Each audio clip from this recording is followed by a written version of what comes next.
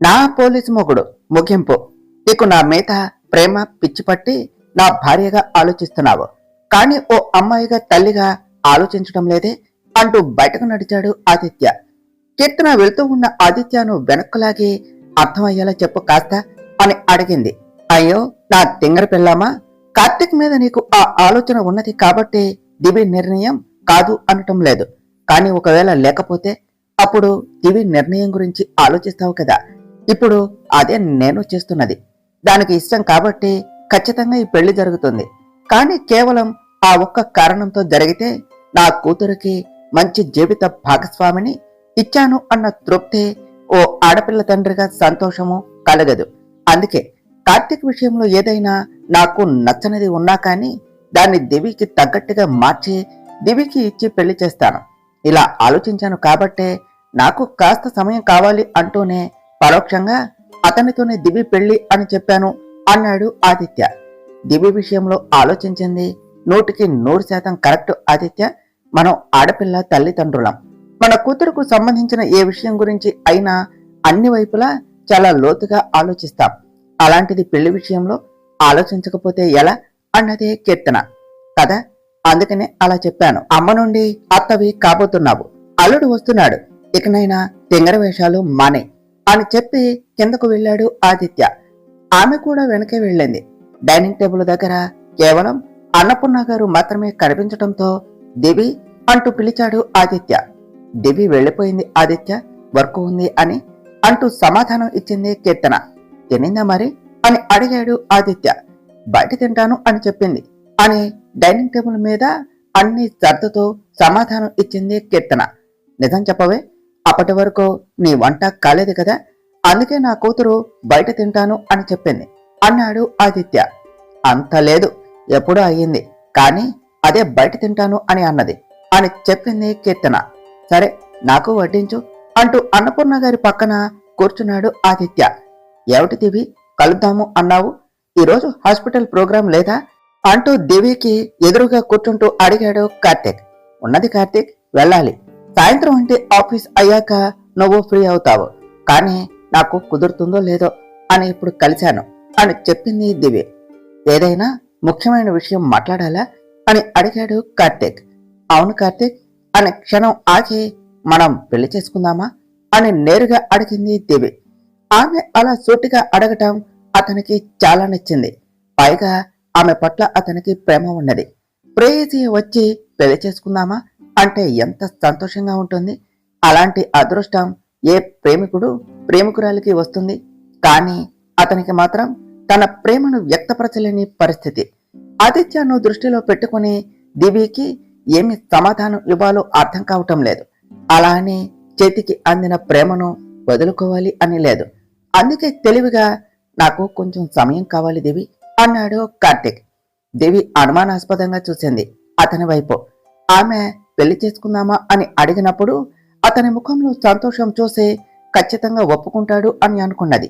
కానీ అతను మౌనంగా ఉండటం, అలాగే 2 నిమిషాలు సమయం తీసుకోవటం చూసి ఆలోచనలో పడింది. అతను నుండి ఆ మాట ఊహించలేదు. సమయం కావాలి అని నిజంగా చెప్తున్నాడా, లేకపోతే వద్దు అనలేక ఈ విధంగా చెప్తున్నాడా? అంతా సంతోషంగా ఉన్న మనిషి వద్దు అని ఎందుకు అంటాడు? ఒకవేళ అలా అనుకున్నాడు అంటే ఏదో ఒక కారణం ఉండి తీరాలి అని ఆమె మెదడు ఇలా పరిపరి విధాలుగా ఆలోచిస్తూ ఉన్నది. ఏమైంది దేవి, నాకు ఆ మాత్రం సమయం కూడా ఇవ్వవా అని అడిగాడు కార్తీక్. ఇస్తాను, కానీ సమయం తీసుకున్నా కూడా నేనుండి ఎలాంటి సమాధానం వస్తుందో అని భయంగా ఉంది అన్నది దివి. ప్రేమించిన వ్యక్తి నోటి వెంట వచ్చిన మాట అతని మనసును మైమరిపిస్తూ ఉన్నా కానీ సరే అని చెప్పలేని పరిస్థితి తనది. ఆమె పట్ల అతనికి ఉన్నది ప్రేమ, మరి అతని పట్ల ఆమెకు ఉన్నది ఏమిటి? సరిగ్గా పరిచయం లేదు. అయినా కూడా ఆమె అతని వ్యక్తిత్వం చూసి ఇలాంటి నిర్ణయం తీసుకున్నది అని సులువుగా అర్థం అవుతూ ఉన్నది. ఒకటి చెప్పనా దేవి, నేను నీకు సరి అయిన వాడిని కాదు, అది ఎందులో కూడా. ఈ విషయమే నన్ను ఆపేస్తుంది, నా సమాధానం చెప్పనివ్వకుండా. అలాగే నీకు కూడా కొన్ని విషయాలు చెప్పవలసి ఉన్నది. నా సమాధానం అలాగే నీ దగ్గర దాచిన విషయాలు అన్ని చెప్పాక అప్పటికీ కూడా నువ్వు నా విషయంలో అలాగే స్థిరంగా ఉంటే వెంటనే పెళ్లి చేసుకుందాం అన్నాడు కార్తీక్. పెళ్లి అంటే నచ్చని నీ జీవితంలో ప్రేమ ఉంటుంది అని అనుకోవటం లేదు. అంటే నా దగ్గర నువ్వు దాచిన విషయం ప్రేమ గురించి కాదు అన్నమాట. కానీ కార్తీక్, విషయం ఏదైనా సరే నేను నీకు ఎప్పటికీ తోడుగా ఉంటాను. నువ్వు ఒప్పుకుంటే జీవితాంతం కూడా అని అతను చెయ్యి పట్టుకుని చెప్పింది దివి. అతను బదులుగా నవ్వాడు. నిజానికి అతను ఆమె మాటలకు నవ్వగలిగాడు అంతే. ఏం మాట్లాడాలో ఎలా చెప్పాలో కూడా అర్థం కాలేదు అతనుకు. నిజానికి దివికి కూడా ఈ విషయాన్ని మరీ ఎక్కువగా పొడిగించటం, అలాగే అతన్ని బలవంత పెట్టడం నచ్చక క్యాజువల్ గా మాట్లాడటం మొదలుపెట్టింది. స్టేషన్ కి చేరుకున్న ఆదిత్య ముందుగా ఫైల్స్ అన్ని ముందు వేసుకున్నాడు. అందులో మొదటిగా హాస్పిటల్ ఫైలు చెక్ చేశాడు. హార్ట్ ఆపరేషన్స్ ఎవరికి అయితే అయ్యాయో వాళ్లకు సంబంధించిన డేటా. అందులో 70% వరకు పేదవారే, అంటే స్థిరాస్తులు లేనివాళ్లు, కష్టపడి సంపాదిస్తేనే బ్రతికేవాళ్లు. అలాంటి వాళ్లకు 24 గంటలు గడవక ముందే ఆపరేషన్ అయ్యింది. దాన్ని చూడగానే ఆదిత్యకు విషయం మొత్తం అర్థమైంది. ఈ బిజినెస్ మ్యాన్లు అన్యాయంగా సంపాదించిన వాళ్ల సంపాదనను దొంగగారు ఇలాంటి మంచి పనులకు ఉపయోగిస్తున్నాడు అని. ఎందుకో దొంగతనం చేస్తున్నాడో, వాళ్ళ దగ్గర మాత్రమే చేయటానికి కల కారణం, అలాగే ఆ డబ్బు అంతా ఏం చేస్తున్నాడో మొత్తం తెలిసింది ఆదిత్యకి. కానీ దొంగ ఎవరు అనేది ఇంకా తెలియలేదు. అది ఒక్కటి మాత్రమే మిగిలింది. చేతిలో ఉన్న ఫైలు పక్కన పెట్టి మరో ఫైలు ఓపెన్ చేశాడు. ఆ ఫైలు గోవింద్ గారికి సంబంధించింది. బిజినెస్ మ్యాన్లలో డిఫరెంట్ కామన్ పాయింట్ మోసం చేసి సంపాదించటం అయితే, డిఫరెంట్ ఈయనకు మొదట ఓ పెళ్లి అవటం. ఫైల్లో అతనికి రెండో పెళ్లి అయ్యి 10 సంవత్సరాలు అవుతుంది అని దానికి సంబంధించిన వివరాలు ఉన్నాయి మొదటి పేజీలో. అదంతా ఆదిత్యకి తెలుసు కాబట్టి పేజీ తిప్పాడు. అక్కడ శారదా గారు, గోవింద్ గారు కలిసి దిగిన ఫోటో చూసి మొదట ఆశ్చర్యపోయాడు. నిమిషంలో అతనికి సీన్ మొత్తం అర్థమైపోయింది. అలాగే ఆ దొంగ ఎవరో కూడా తెలిసిపోయింది. వెంటనే ఆ 2 ఫైల్స్ అలాగే అతను సేకరించిన సమాచారం అంతా కూడా తీసుకొని పై ఆఫీసర్ దగ్గరకు వెళ్లి అన్ని వివరాలు, అలాగే ఆ వ్యక్తి ఎవరో చెప్పి ఇప్పుడే దీని గురించి బయటకు రానివ్వకండి అని రిక్వెస్ట్ చేసి ఇంటికి వెళ్ళాడు. దారిలోనే దివికి కాల్ చేసి అర్జెంటుగా ఇంటికి రమ్మని చెప్పాడు. అప్పుడప్పుడు మధ్యరాత్రి సమయంలో, ఒక్కోసారి అయితే మరుసటి రోజు ఎప్పుడో ఇంటికి వచ్చే తన పోలీస్ మొగుడు ఈ రోజు మాత్రం వెళ్ళిన గంటలోనే ఇంటికి వచ్చేసరికి కీర్తనకు ఆశ్చర్యం వేసింది. పైగా ముఖ్యమైన కేసు కూడా నడుస్తూ ఉన్నది. ఏదైనా జరిగిందేమో అని భయపడి, ఏమైంది ఆదిత్య, అంతా ఓకేనా అని కంగారుగా అడిగింది. ఆదిత్య కార్తీక్ గురించి దివికి, కీర్తనకి ఒకటేసారి చెప్పాలి అని నిర్ణయించుకున్నాడు. అందుకే భయపడవలసింది ఏమీ లేదు. దివి వచ్చాక ఇద్దరు కలిసి మన గదిలోనికి కాకుండా నా వర్క్ రూమ్ లోనికి రండి అని చెప్పి నేరుగా అక్కడికి వెళ్ళాడు. దివి వచ్చాకనా, అది హాస్పిటల్ కు వెళ్ళింది కదా అని అనుకుంటూ ఉన్న కీర్తనకు ఈ రోజు కార్తీక్ ను కలిసి పెళ్లి గురించి మాట్లాడతాను అన్న దివి మాటలు గుర్తుకు వచ్చే దివికి కాల్ చేయటం కోసం గదిలోనికి వెళ్ళింది. వెళ్లేసరికి దివి నుండి కాల్ రావటం చూసి కాల్ ఆన్సర్ చేసి విషయం ఏమిటే అని అడగబోతూ ఉన్న కీర్తనని అదే ప్రశ్న దివి అడిగింది. ఇరువురికి అర్థమైంది అప్పుడు విషయం ఏమిటో ఎవరికీ తెలియదు అని. నువ్వు వచ్చాక చెప్తాను అన్నాడు ఆదిత్య. త్వరగా రావే, నాకు ఇక్కడ టెన్షన్ తో చేతులు కాళ్ళు వణికిపోతున్నాయి అన్నదే కీర్తన. నేను ఏమైనా స్కూల్లో ఉన్నానా లేకపోతే కాలేజీలో ఉన్నానా, రా అని చెప్పగానే వచ్చేయటానికి? ఇక్కడ నేను చేయవలసిన పనులు, పూర్తి చేయవలసిన ఫార్మాలిటీస్ ఉన్నాయి. అదంతా అయ్యే వరకు అరగంట పడుతుంది. ఇంటికి వచ్చే వరకు ఇంకొక అరగంట, గంట సేపు ఓపిక పట్టు. ఇంటికి వచ్చాక తిరిగ్గా అడుగుదాం నాన్నని అని చెప్పింది దివే. గంటనా? ఆయనేమో సీరియస్ గా ఉన్నాడు, నువ్వేమో తాపీగా మాట్లాడుతూ ఉన్నావు. ఇక్కడ మీ తండ్రి కూతుర్లు ఇలా చేయబట్టే టెన్షన్ తో చస్తున్నాను అని దాదాపుగా అరిచేసింది కీర్తన కంగారు వలన. ఈ అరిచేదేదో నాన్న మీద అరువమ్మా, అప్పుడు విషయం తెలుస్తుంది. నేను ఉన్న ఫలంగా ఇంటికి వచ్చే పని తప్పుతుంది అన్నది దివి. దివి అంత కూల్ గా ఉండి తనలో మాత్రం కంగారు పెట్టేలా మాట్లాడటం కీర్తనలో ఉక్రోషం తీసుకుని వచ్చింది. మీ నాన్న నువ్వు వచ్చాక చెప్తాను అన్నాడు. ఏమో, విషయం కార్తీక్ గురించి ఏమో అని దివి త్వరగా రావటం కోసం అలా చెప్పింది కీర్తన. కార్తీక్ గురించా? అయినా కూడా నాకు సమయం పడుతుంది అమ్మా, అప్పటి వరకు బాయ్ అని చెప్పి కాల్ కట్ చేసి తన పనిలో పడిపోయింది దివి. కీర్తనకి మాత్రం ఆదిత్య చెప్పే విషయం ఖచ్చితంగా దివి జీవితం గురించి అయి ఉంటుంది అన్న గట్టి నమ్మకం. కానీ అది ఏమిటి అన్న స్పష్టత లేదు ఆమెకు. ఆదిత్య మాత్రం దివి భవిష్యత్తు గురించి చాలా లోతుగా ఆలోచించి ఓ నిర్ణయానికి వచ్చాడు. అరగంటకు వస్తాను అన్న దివి ఇంటికి వచ్చేసరికి గంట అయ్యింది. కూతురు కోసం లివింగ్ ఏరియాలోనే ఎదురు చూస్తూ ఉన్న కీర్తన దివి చేయి పట్టుకొని ఆదిత్య ఉన్న గదిలోనికి తీసుకుని వెళ్ళింది. అమ్మా, ఏదో సీరియస్ మ్యాటరు అయి ఉంటుంది అన్నది దివి. అవును, నీకు కాల్ చేసి రమ్మన్నాడు కాబట్టి అది నీ గురించే అని నాకు అనిపిస్తుంది అని చెప్పింది కీర్తన. తెలుస్తుంది కదా, ఇప్పుడు పద అంటూ గది వరకు చేరుకోవటంతో తలుపు దగ్గర నిలబడి లోపలికి రావాలా నాన్న అని అడిగింది దివి.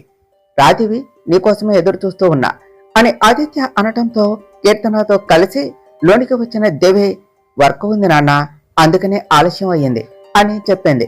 నేను అర్థం చేసుకోగలను దివి, కూర్చో అని చెప్పి అప్పుడు కీర్తన వైపు చూశాడు. చాలా కంగారుగా కనిపిస్తూ ఉన్న కీర్తనాన్ని చూసి జాలి వేసింది ఆదిత్యకు.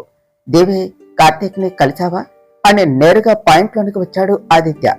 నాన్న కలిశాను, విషయం కూడా చెప్పాను, కాస్త సమయం కావాలి అన్నాడు అని కీర్తన ఆదిత్య ఇద్దరి వైపు చూస్తూ చెప్పింది దివి. నో అనకుండా సమయం కావాలి అన్నందుకు కీర్తన సంతోషపడితే విషయం ఏమిటో తెలిసిన ఆదిత్య ముఖంలో మాత్రం ఎలాంటి భావము లేదు. ఆదిత్యను అలా చూసే అప్పుడు దివిలో భయం మొదలైంది. దివి, కార్తీక్ విషయంలో చాలా స్థిరంగా ఉన్నావు అని నాకు నిన్ననే అర్థమైంది. కానీ అతని జీవితంలో ఒక చేదు ఉన్నది అంటూ మాట్లాడబోతూ ఉన్న అతని మాటలకు దివి అడ్డపడి, నాన్న, నేను కార్తీక్ విషయంలో అంత స్థిరంగా ఉండటానికి మరో కారణం తన ప్రేమ. అతను నన్ను ప్రేమిస్తున్నాడు, కానీ ఇంకా చెప్పలేదు. నిన్న వెళ్ళేటప్పుడు నన్ను హత్తుకున్నాడు. అప్పుడే అర్థమైంది. ఈ రోజు కూడా పెళ్లి చేసుకుందామా అని అడిగినప్పుడు తన ముఖంలో సంతోషం చూశాను. కానీ సమయం ఎందుకు అడిగాడో అర్థం కాలేదు అని సాలోచనగా చెప్పింది దివి. కార్తీక్ తన కూతురికి ఎందుకు సమయం కావాలి అన్నాడో ఇప్పుడు స్పష్టంగా అర్థమైంది ఆదిత్యకు. దివి, నీ పట్ల అతనికి ప్రేమ ఉన్నది, మరి అతని పట్ల నీకు కేవలం ఇష్టం ఉన్నది. అది నాకు అర్థం అవుతూ ఉన్నది. కానీ కార్తీక్ గురించి నీకు పూర్తిగా తెలియాలి. అంతా విన్నాక అప్పుడు నీ నిర్ణయం చెప్పు అన్నాడు ఆదిత్య. ఆదిత్య మాటలు చాలా గంభీరంగా రావటం చూసి దివి, కీర్తన ఒకరిని ఒకరు చూసుకున్నారు. దివి, కార్తీక్ ఓ పెద్ద దొంగ. ఈ మధ్య ఏమి జరుగుతుందో నీకు తెలిసే ఉంటుంది కదా, అందుకు కారణం అతనే అని తాపీగా చెప్పాడు ఆదిత్య. అసలు దివికి అలాంటి అభిప్రాయం లేకపోతే చెప్పే అవకాశం రాకపోయేది అతనికి. కీర్తన మాత్రం నిజమేనా అన్నట్టుగా చూస్తూ ఉన్నది. నిన్న రాత్రే ఆదిత్య ఆమెకు ప్రతిదీ చెప్పాడు కేసు గురించి. ఆదిత్య చూపులు చూస్తూ ఉంటే మాత్రం నిజం అని అనిపించింది. అయితే ఏమిటి ఆదిత్య, దొంగ అయినా కూడా దాని వెనుక మంచి ఉద్దేశం ఉన్నది కదా అన్నదే కీర్తన. ఆదిత్య అసలు కీర్తన మాటలు ఏ మాత్రం కూడా పట్టించుకోకుండా దివినే గమనిస్తూ ఉన్నాడు. అంటే కార్తీక్ నాతో చెప్పాలి అన్న విషయం దీని గురించే అయి ఉంటుందా అని ఆలోచనలో పడింది దివి. ఏమిటి దివి, నమ్మటం లేదా అన్నాడు ఆదిత్య. కాదు నాన్న, మీరు అబద్ధం చెప్పరు అని, అది కూడా నా విషయంలో అని నాకు బాగా తెలుసు. ఆల్రెడీ కార్తీక్ నాతో అన్నాడు ఒక విషయం చెప్పాలి అని. అది దేని గురించి అయి ఉంటుందా అని ఆలోచిస్తున్నా అన్నది దివి. అది మాత్రమే ఆలోచిస్తున్నావా? ఓ తండ్రిగా దివి ఆలోచనలు ఏమిటో తెలుసుకునే ప్రయత్నం చేస్తూ అడిగాడు ఆదిత్య. నాన్న, కార్తీక్ దొంగ అని మీరు చెప్పిన మాటల్లో అబద్ధం ఉందని నేను అనుకోవటం లేదు. కానీ తను అలా ఎందుకు చేయవలసి వచ్చింది? ఒకవేళ తనకు శిక్ష పడితే నా పరిస్థితి ఏమిటి అని ఆలోచిస్తున్నా అని చెప్పింది దివి. ఆమె మాటల్లో కార్తీక్ విషయంలో ఆమె నిర్ణయం ఏమిటో ఆదిత్య, కీర్తనలకు స్పష్టంగా అర్థం అవటంతో అప్రయత్నంగా ఒకరిని ఒకరు చూసుకున్నారు. అది గమనించిన దివి, ఏనాన్న, కార్తీక్ విషయంలో మీకు ఏదైనా అభ్యంతరం ఉందా అని అడిగింది. అతని విషయంలో అభ్యంతరం ఉంటే అది కూడా నీ గురించే దివి అన్నాడు ఆదిత్య. నాన్న, కార్తీక్ ఎందుకు దొంగ అయ్యాడో నాకు తెలియదు. పైగా నాకు తెలుసుకోవటం అనవసరం అని అనిపిస్తూ ఉన్నది. మోసం చేసే వ్యక్తిత్వం అయితే అస్సలు కాదు తనది. కానీ భవిష్యత్తులో అతను మళ్ళీ ఇలాంటి పని చేయకుండా మాత్రం నేను అడ్డుకుంటాను. కార్తీక్ మిస్టర్ పర్ఫెక్ట్ నాన్న, ఈ కారణంతో వదులుకోవటం ఇష్టం లేదు. నేను కోరుకున్న లక్షణాలు అన్నీ ఉన్నాయి తనలో అని చెప్పింది దివి. భవిష్యత్తులో మళ్ళీ ఇలాంటివి జరగకుండా అడ్డుకుంటాను అని అంటున్నావు కాబట్టి కార్తీక్ గురించి నీకు పూర్తిగా తెలియాలి దేవి. అసలు ఎందుకు ఇదంతా చేస్తున్నాడో కూడా. నేను ఒక పోలీసు, నువ్వు ఒక డాక్టర్. అలాంటిది ఒక దొంగని మన కుటుంబంలో భాగం చేసుకోవటం ఏమిటి అన్నాడు ఆదిత్య. అతను దొంగలా మారటం తప్పేనన్నా, మనం కౌన్సిలింగ్ ఇద్దాం అన్నదే దివ్య. కార్తీక్ వాళ్ళ నాన్నగారి పేరు గోవింద్. అలాగే ఆయనంటే కార్తీక్ కు ఎందుకు నచ్చదు అంటే వాళ్ళ అమ్మను వదిలేసి రెండో పెళ్లి చేసుకున్నాడు అని. అందుకే వైజాగ్ లో శారదాకి అలా గుండెపోటు వచ్చినప్పుడు ఈయన రాలేదు. కార్తీక్ ఇలా దొంగగా మారి ఆ సంపాదనతో చాలా మందికి హార్ట్ ఆపరేషన్స్ చేయిస్తూ ఉన్నాడు. అది కూడా నువ్వు వర్క్ చేసే హాస్పిటల్లో. ఇంకా చెప్పాలి అంటే అందులో కొన్ని ఆపరేషన్స్ నువ్వే చేసి ఉండవచ్చు కూడా. అతని ఉద్దేశం మంచిది కావచ్చు, కానీ ఎంచుకున్న దారి తప్పు. తనకి శిక్ష పడుతుంది. సాయంత్రం లోపు కార్తీక్ నా ముందు ఉండాలి, కాల్ చేసి పిలిపించు అని చెప్పి తన గదిలోనికి వెళ్లిపోయాడు ఆదిత్య. కార్తీక్ కి వాళ్ళ నాన్నకు మధ్యలో ఏవో గొడవలు ఉన్నాయి అని అనుకున్నారు, కానీ ఇలా శారదా గారిని వదిలేసి మరో పెళ్లి చేసుకున్నాడు అని ఊహించని కీర్తన దివ్యలకు ఆశ్చర్యముగా ఉన్నది. దివ్య కంటే ముందు తేరుకున్న కీర్తన, దివి ఏమిటే నువ్వు నాన్నతో అలా కార్తీక్ కి సపోర్ట్ చేస్తూ మాట్లాడావు? కార్తీక్ చేసింది తప్పే కదా అన్నదే కీర్తన. అతను చేసింది 100% తప్పు అమ్మ. నేను తను చేసిన పనిని అస్సలు సపోర్ట్ చేయను. నాన్న నిర్ణయం ఏమిటో తెలుసుకోకుండా నేను ఇలా చెప్తే ఎక్కడ మొదటికి మోసం వస్తుందో అని నాన్న ముందు అలా కార్తీక్ కి సపోర్ట్ చేశాను అని చెప్పింది దివి. అంటే ఏమిటే, అతన్ని పెళ్లి చేసుకోవటం ఇష్టమేనా అని అడిగింది కీర్తన. ఏమో అమ్మా, నాకే అర్థం కావటం లేదు. తెలియని అయోమయం, ఆందోళనగా కూడా ఉన్నది అన్నది దివి. ఈ పెళ్లి గురించి పక్కన పెడితే కార్తీక్ గురించి బాధగా ఉన్నదే, శిక్ష పడుతుంది కదా అన్నది కీర్తన. అతను చేసిన దానికి అర్హుడు అమ్మ. నాన్న అన్నట్టుగా ఎంచుకున్న దారి తప్పు. ఆలోచన మంచిగా ఉంటే ఏమి లాభం? ఇప్పుడు మాత్రం అందరి దృష్టిలో ఒక దొంగలా మిగిలిపోయాడా లేదా? ఉద్దేశం తెలిసినా కూడా దొంగలాగానే చూస్తారు, దొంగ అని ముద్ర వేస్తారు అన్నదే దివే. ముందు అయితే నాన్న చెప్పింది చేయవే, తర్వాత నీ పెళ్లి గురించి ఆలోచిద్దాం. ఇదొక ఒత్తిడి వద్దు మనకు అని చెప్పింది కీర్తన. కరెక్ట్ గా చెప్పావమ్మా. నాన్న వృత్తిలో ఎన్నో ఒత్తిడులు ఉంటాయి. ఇప్పుడు నా జీవితంలో కూడా ఓ ఒత్తిడి అవటం అస్సలు ఇష్టం లేదు. కొన్ని రోజుల వరకు నా పెళ్లి గురించి చర్చ తీయకండి, నాన్నకు చెప్పు సరేనా అని చెప్పి దివి గదిలోనికి వెళ్ళింది. తండ్రి కూతుర్లో ఎవరికి వాళ్ళు నిర్ణయం తీసుకుని వెళ్లిపోయారు. ఇప్పుడు అసలైన ఒత్తిడి, ఆందోళన నాకున్నది. అటు భర్తనా ఇటు కూతురా అని.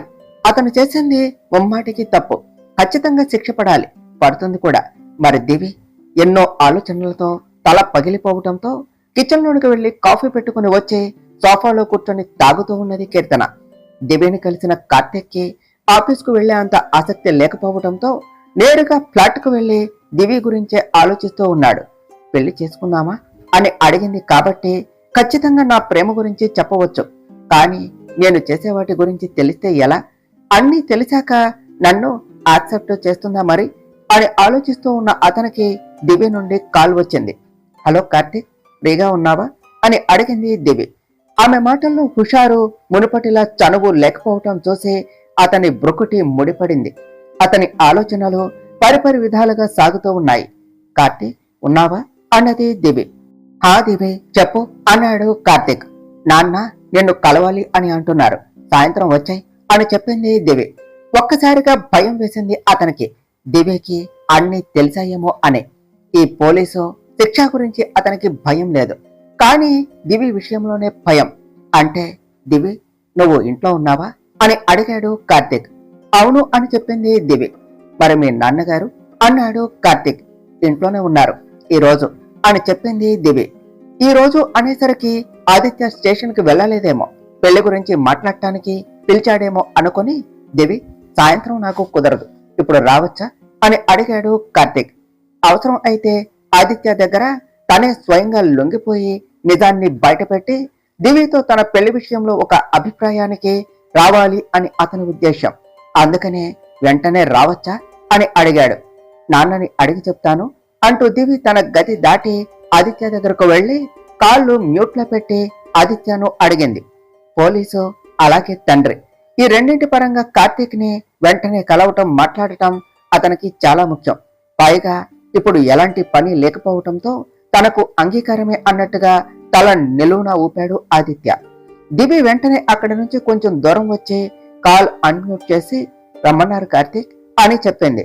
సరే వస్తున్నా అని అతను చెప్పిన మాటకి ఇంతకీ భోజనం చేశావా అని వచ్చిన మాటని గొంతులోనే ఆపేసి అలాగే బాయ్ అని చెప్పి కాల్ కట్ చేసింది.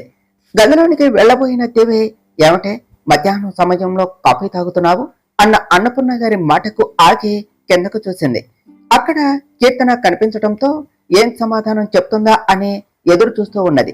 కార్తీక్ గురించి మొత్తం వివరించి ఇప్పుడు ఏం చేయాలో అర్థం కావటం లేదు అమ్మమ్మ. ఒకవైపు ఆదిత్య వృత్తి, మరోవైపు కూతురు ఇష్టం, తల పేలిపోతుంది.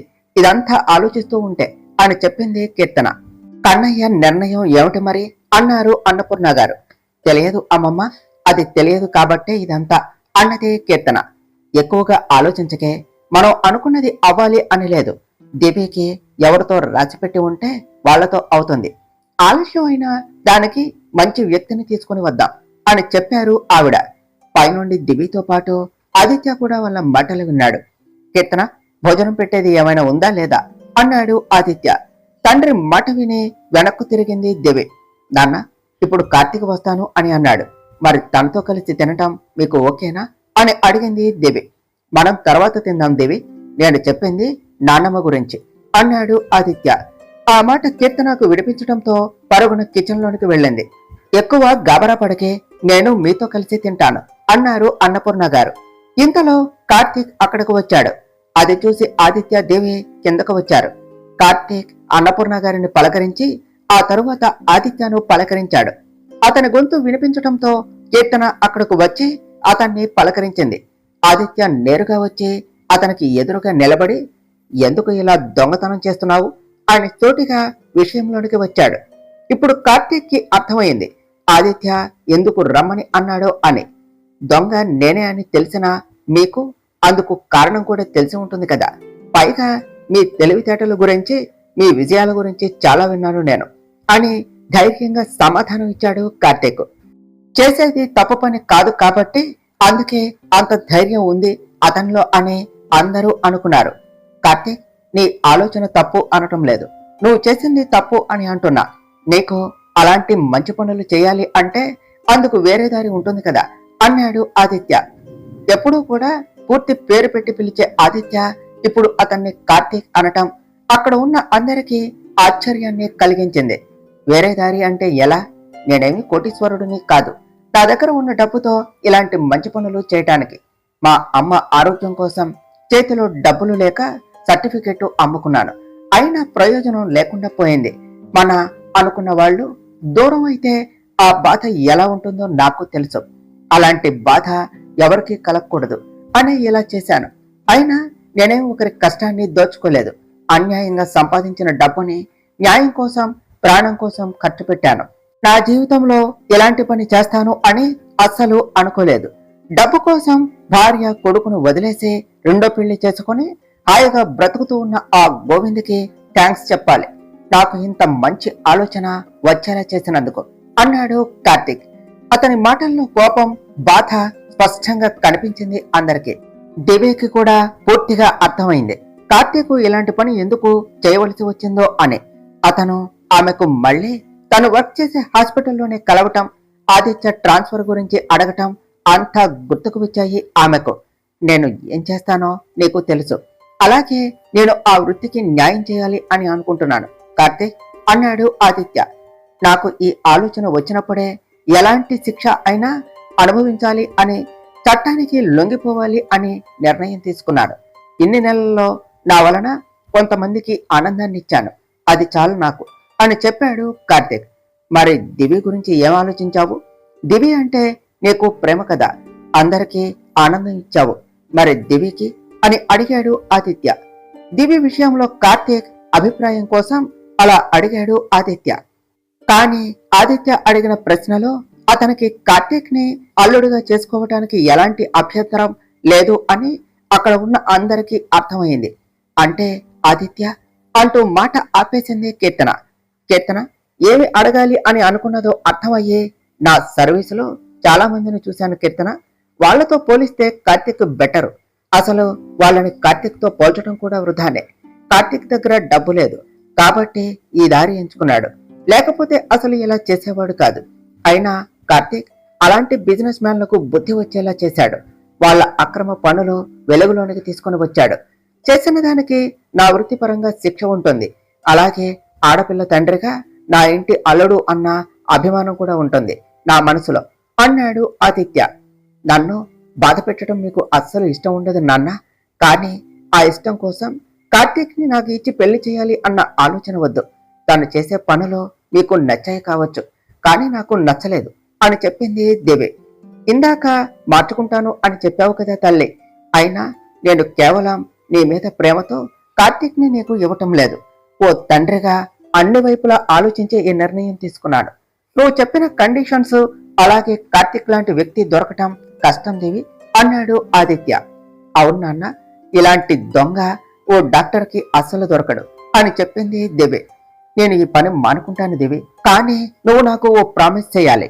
అప్పుడు నాకు భవిష్యత్తులో మళ్ళీ ఇలా చేసే అవసరం రాదు అన్నాడు కార్తీక్. అంటే నువ్వు ఉన్నంత వరకు ఇలానే చేయాలి అని అనుకుంటున్నావా అని అడిగింది దివ్య. నేను చేసే పని తప్పు అయితే మధ్యలో ఆపేసి సరైన దారిలో వెళ్ళవచ్చు, కానీ నేను ఒకరి ప్రాణాలు కాపాడటం కోసం ఇలా చేస్తున్నాను. నా ప్రాణాలు పోతే తప్ప ఈ పని ఆగదు. భవిష్యత్తులో నువ్వు అలాంటి వాళ్లకు ఫ్రీగా ఆపరేషన్ చేస్తాను అంటే నేను ఇప్పుడే ఈ క్షణమే ఇవన్నీ ఆపేసి చట్టానికి లొంగిపోయి నా శిక్షను పూర్తి చేసుకుని వచ్చి నిన్ను పెళ్లి చేసుకుంటాను అని చెప్పాడు కార్తీక్. ఆదిత్య, కీర్తన, అన్నపూర్ణ గారు కూడా దివి వైపే చూస్తూ ఉన్నారు.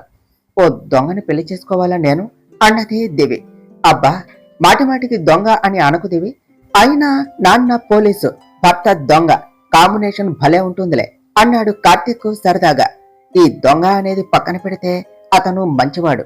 ఆ దొంగతనం వెనుక మంచి ఉద్దేశం ఉన్నా కూడా ఇప్పుడు ఇది కూడా మానేస్తాను అని అనటంతో ఆమెకు అతన్ని కాదు అనటానికి ఎలాంటి కారణం లేకపోవటంతో ఒప్పుకున్నది. అక్కడ ఉన్న ప్రతి ఒక్కరి ముఖంలో కూడా సంతోషం. కానీ అతనుకు ఎలాంటి శిక్ష విధించబడుతుందో అని అందరూ కూడా లోపల బాధపడుతూ ఉన్నారు. ఆదిత్య వెంటనే గదిలోనికి వెళ్లి యూనిఫామ్ లో వచ్చాడు. కార్తీక్ ని తీసుకుని స్టేషన్ కు వెళ్లి మీడియాతో మీటింగ్ పెట్టి ప్రతిదీ కూడా వివరించాడు. కార్తీక్ ని కేవలం నష్టపోయిన ఆ బిజినెస్ మ్యాన్లు తప్ప మిగిలిన వారు అందరూ మెచ్చుకున్నారు. లోపల మంచి పనులు చేయటానికి ఎవరు ముందుకు రారు. వచ్చిన వాళ్ళకి ఇదిగో శిక్షలు తప్పవు అని అనుకున్నారు లోపల. మీడియాతో మీటింగ్ పూర్తి అయ్యాక తన వృత్తికి న్యాయం చేయడం కోసం అప్పుడే కస్టడీలోనికి తీసుకున్నాడు ఆదిత్య. ఆ మరుసటి రోజు కార్తీక్ ని కోర్టులో హాజరుపరిచి సాక్ష్యాలతో సహా ప్రతిదీ వివరించాడు. అతని ఉద్దేశం మంచిది అయినప్పటికీ దొంగతనం సరి అయినది కాదు కాబట్టి 6 నెలల జైలు శిక్ష అని, అలాగే బిజినెస్ మ్యాన్లు ఏ విధంగా సంపాదించారా అని పక్కన పెడితే ఒకరి కష్టం దోచుకోవటం తప్పు కాబట్టి అందుకు జరిమానా విధించినట్టుగా, అలాగే ఇలా ఎవరైనా అక్రమంగా సంపాదిస్తే వాళ్ళ ఆస్తులు జప్తు చేయబడతాయి అని తీర్పు ఇచ్చే ఆ బిజినెస్ మ్యాన్లకు గట్టిగా కౌన్సిలింగ్ ఇచ్చి పంపించారు. ఒకప్పటిలా కార్తీక్ ఇప్పుడు పేదవాడు కాదు కాబట్టి జరిమానా పూర్తి చేసి జైల్లోనికి వెళ్ళాడు. దివి తను వర్క్ చేసే హాస్పిటల్లో రిజైన్ చేసింది. తన కోరిక మేరకు ఆదిత్య తన కోసం హాస్పిటల్ కట్టించాడు. వేరే హాస్పిటల్లో ఆపరేషన్ ఫ్రీగా చేసినా యాజమాన్యం ఖచ్చితంగా పేషెంట్స్ నుండి డబ్బులు తీసుకుంటుంది కాబట్టి తనే ఖచ్చితంగా ఓ హాస్పిటల్ పెట్టి అందులో ఉచితంగా వైద్యం చేయాలి అని ఆమె అభిప్రాయం. 6 నెలల తర్వాత కార్తీక్ జైల్లో ఎలాంటి చింత లేకుండా ఉన్నాడు. ప్రేమ సఫలం అయ్యింది. అలాగే దివి తనకి సపోర్ట్ చేస్తాను అని చెప్పింది. ఇక అతనికి ఏ ఆందోళనలు ఉంటాయి? కార్తీక్ తో ఆల్రెడీ పెళ్లికి ఒప్పుకున్నది కాబట్టి ఈ 6 నెలల్లో అతన్ని మిస్ అయిన ఫీలింగ్ నుంచే అతనితో ప్రేమలో పడిపోయింది. బయటకు వచ్చిన కార్తీక్ ఆమె ప్రేమ, ఆమె నిర్ణయం తెలిసి చాలా సంతోషపడ్డాడు. కార్తీక్ కృష్ణ బేట్స్, ఆత్విక, ఆదిత్య తరపున, దివి తరపున నుండి పెద్ద పెద్ద వాళ్ళు అందరూ వచ్చారు ఆ పెళ్లికి. కీర్తన తరపున నుండి బంధువులు, ఆత్మీయులు, స్నేహితులు అంతా వచ్చారు. ఒక్కగానొక్క కూతురు, పైగా కార్తీక్ కృష్ణకి కూడా అన్ని తనే కాబట్టి ఆదిత్య ఈ పెళ్లిని అంగరంగ వైభవంగా జరిపిస్తూ ఉన్నాడు. కొన్ని నెలల నిరీక్షణ అనుభవించినా కానీ ఇప్పుడు పెళ్లి పేరుతో ఏకం అవుతున్నందుకు ఆనందపడుతూ ఉన్నారు కార్తీక్ కృష్ణ, దివి ఇద్దరు కూడా. ఆదిత్య, కీర్తన స్టేజీ దిగటం లేదు. దివి వెనకే నిలబడి పెళ్లి కూతురు ముస్తాబులో ఉన్న తన కూతురుని అపురూపంగా చూసుకుంటూ ఉన్నారు. తన కోసం ఇప్పుడే పెళ్లికి ఒప్పుకుంది అన్న సంతోషం ఆదిత్యది. కొంచెం ఆలస్యమైనా పెళ్లి అవుతుంది అన్న సంతోషం కీర్తనాది. ఇంతలో పంతులు గారు కాళ్ళు కడిగి కన్యాదానం చేయండి అనటంతో కీర్తన ఆదిత్య ఇద్దరు కూడా కార్తీక్ కృష్ణ దగ్గరకు వచ్చారు. కీర్తన నీళ్లు పోస్తూ ఉంటే కార్తీక్ కృష్ణ కాళ్ళు కడిగాడు ఆదిత్య. ఏమిటో దొంగను పట్టుకుని జైల్లో వేయవలసిన నేను ఇంత పెద్ద పందిరి వేసి కాళ్ళు కడిగి కన్యాదానం చేస్తున్నా అన్నాడు ఆదిత్య డ్రామాటిక్ గా. ఆ మాటకు అతని కుటుంబం మొత్తం ముసిముసిగా నవ్వుకున్నారు. కార్తీక్ దివి ఇద్దరు జీలకర్ర బెల్లం పెట్టుకున్నాక పంతులు గారు పెళ్లి కొడుకు చేతికి తాళి ఇచ్చారు. కార్తీక్ దివి వైపు ఓ క్షణం చూసి ఆమె మెడలో 3 ముళ్ళు వేసి తన అర్ధాంగిని చేసుకుని ఆమె నుదుటి మీద ముద్దు పెట్టాడు. డియర్ ఫ్రెండ్స్, మీకు గనక ఈ కథ నచ్చినట్లయితే మీ అభిప్రాయాలను కామెంట్ల రూపంలో తెలియచేయండి. ఈ వీడియోను లైక్ చేయండి, షేర్ చేయండి, మా ఛానల్ను సబ్స్క్రైబ్ చేసుకోండి ఫ్రెండ్స్. Thank you.